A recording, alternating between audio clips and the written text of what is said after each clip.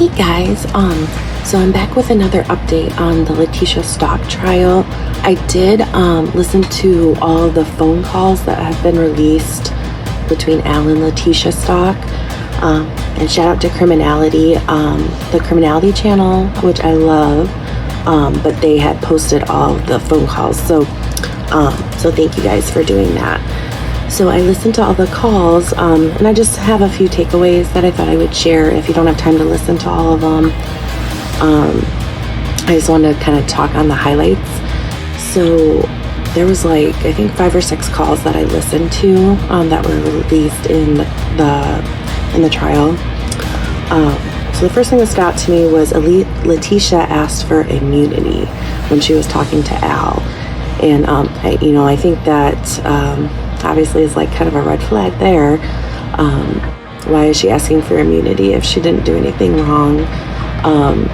So I think that kind of caught Al off guard, and I think that kind of made him question her a lot more after she had mentioned that. So yeah, I think at that point he kind of thought something was going on. But yeah, it is in the phone calls. She asked for immunity. Immunity from what? We're not really sure, but yeah, she did mention that in the calls. Another thing I wanted to point out was Al called her out several times because she kept changing her story. Because there was the Eduardo story, there was the Quincy Brown story, and then she was constantly changing her story. And I think you can tell in the phone calls Al's starting to get really just irritated with her because her story keeps changing. So that was another red flag that, her stories weren't consistent. She kept changing her story. And then there's a new story here that I want to address, which was one of the last phone calls I listened to. She was talking about the Quincy Brown situation and that Gannon had gotten a head injury from the bike she was looking at for Al. Supposedly Gannon, it was hard to catch the whole thing, but I think Gannon was testing out the bike and he hit his head or something like that. So again, another story that's kind of weird and doesn't make sense. But she had said Gannon was bleeding from his head and stuff. So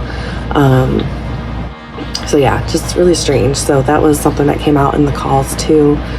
And I just wanted to the last thing I want to highlight, just that Al was so patient with her, with all the changing stories, all of the different things she was saying. And this is Al's kid, just how incredibly patient he was with her. I was actually very impressed with. He stayed pretty calm most of the time, and there's a few times where he was starting to get really irritated with her, but overall he was just really patient with her and was just trying to take in whatever she was going to say, so he could gather whatever information he could to find Gannon. But yeah, like I said, this case is so heartbreaking. It makes me so sad.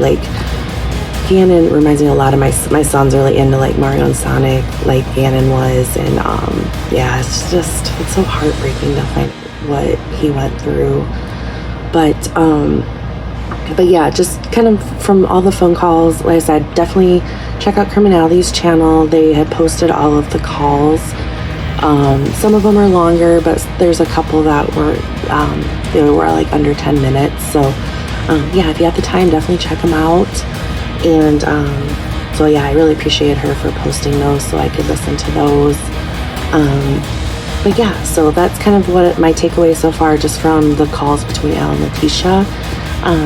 So like I said, I will try my best to kind of get out these short updates as I'm learning more information on what's going on with the trial. But that's what I got from the phone calls between Al and Leticia. So thank you guys for watching, and I will talk to you guys later.